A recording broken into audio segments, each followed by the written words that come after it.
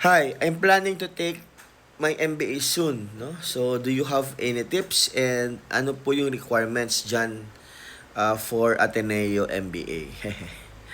Alright, so first thing, sa mga estudyante ko, no? Ito yung nire-recommend ko lagi, no?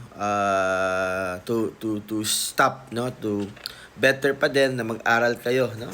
If ever man na maging CPA kayo, you have your title with the CPA, better pa din na continue pa din yung pag-aaral, no? So, better na mag-MBA kayo or mag-take ng law, no?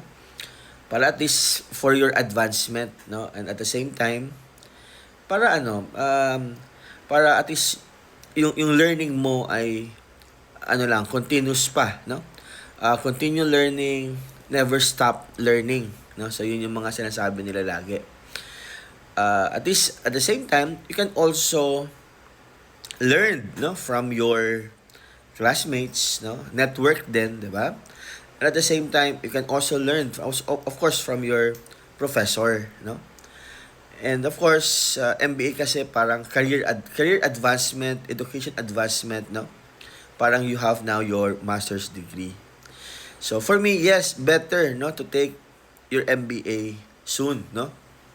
Do you have any tips, no, particularly again for Ateneo, no? So again, in Ateneo, we have MBA Standard, we have MBA Health, MBA Middle Manager, and we have MBA Regis, no? Any tips siguro, una lang is dapat may work ka na, no?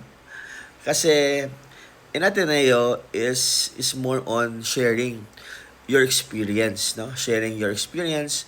Ano ba ginagawa mo sa office, no? Sabi nga ni AD Louie, no?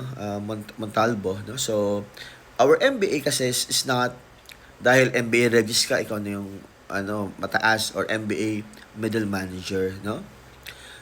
Sabi niya, or the Dean Jet Magsaysay is parang to align lang, no? Kung saan ba talaga kayo, no? If you have 2 years experience, so MBA standards, no?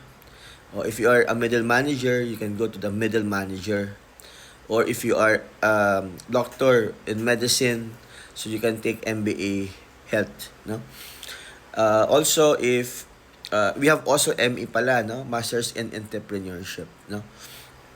And then MBA Regis, no? I am a graduate of MBA Regis, no? Ito yung maganda because it is a 2-year dual degree